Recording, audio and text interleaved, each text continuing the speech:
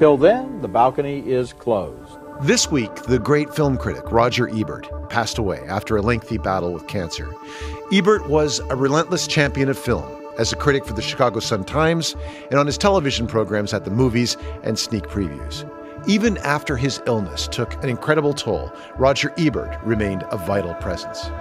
Joining us today is an artist who Ebert cared about very deeply, the iconoclastic director Werner Herzog, the man responsible for films like Aguirre Wrath of God, Fitzcarraldo, and Cave of Forgotten Dreams.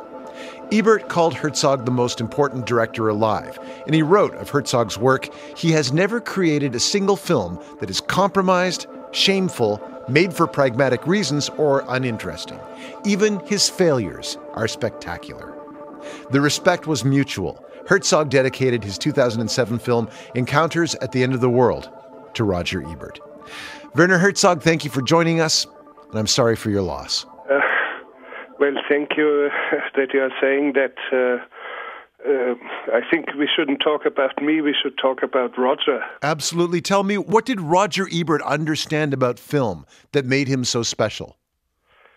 Well, that's a very rare combination of intelligence and a fire within for movies, and he was also a wild man in a way, so he's not an academic, not one of those who was full of vapid babble of academia. He was in a way a wild intellect, and we had the same, similar fire within, and one starts to burn in contact with the other, and there was never like fire and water, it was like fire and fire.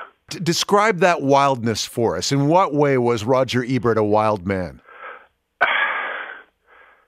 Well, he was somebody with whom you could drink a little bit more than was good for either one, and we could go into wild rants, and I don't want to describe too much, but he had a wild side. There's a story that you forced Roger Ebert to watch the Anna Nicole Smith show.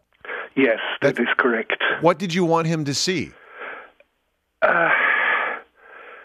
We talked about being poets in a way. I think he was a poet as well in a way.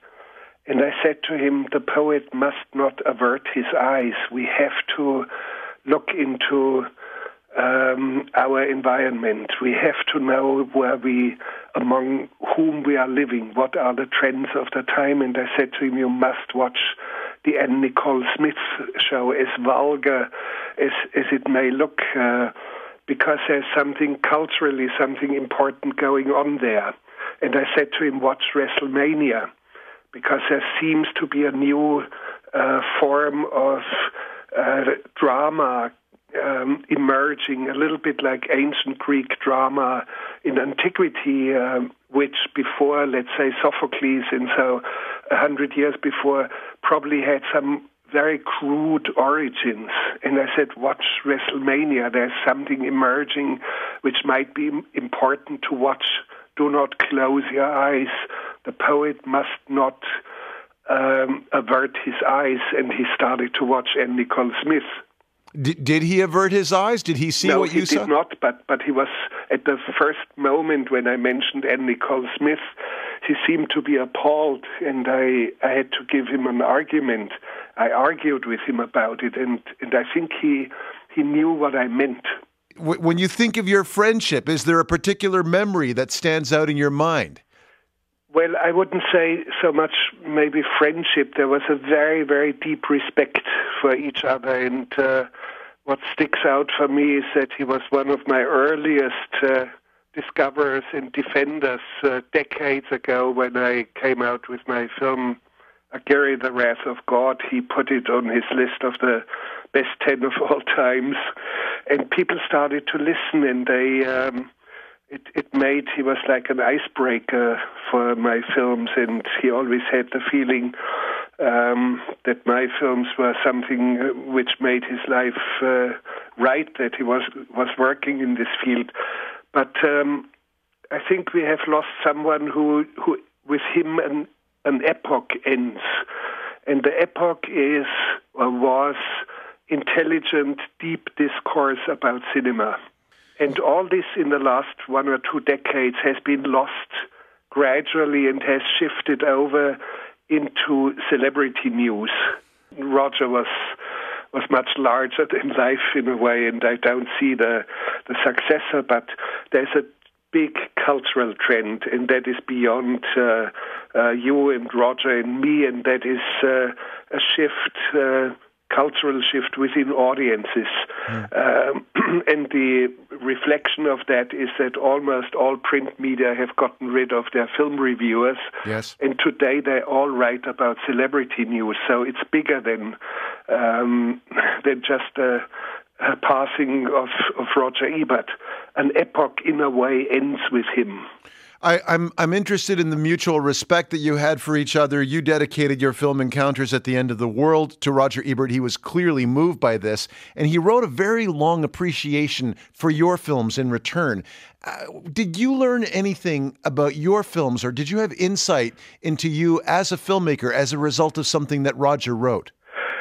Not really, but I understand exactly what you mean, but we were touching a chord, both of us, from different ends, and there was a reverberation of all this going on deep inside of us.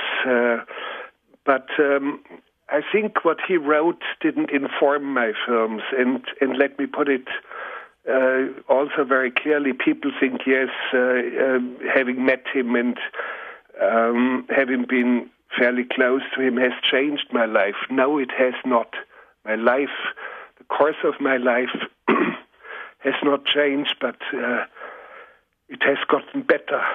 The final years, the last years of Roger Ebert, of course, he was silenced by his disfigurement and by his illness, but he also had this determination to not be silenced in terms of being a writer and making his ideas known. What did you think of the way that he handled his final years? He sometimes would call me the good soldier of cinema, and I have to give it back to him. I said to him, Roger, you are the real good soldier of cinema. You are holding out in an outpost that has been given up by all the others. You are the one who is afflicted now. You are the wounded soldier. But he was the wounded soldier. He was afflicted. He was silenced and just wouldn't give up and just plow on. And that gave me a lot of courage to plow on. And in a way, I keep saying, yes, he may look over my shoulder. And today I'm finishing a mix of a new film. And I know he wouldn't have been embarrassed by it. And I will plow on, and knowing that I have to be up to his standards.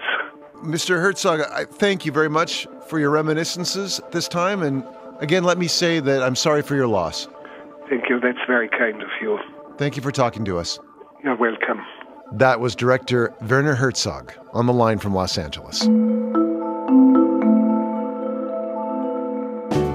This is Day 6. Day 6. Like us on Facebook and follow us on Twitter. We're at CBC Day 6.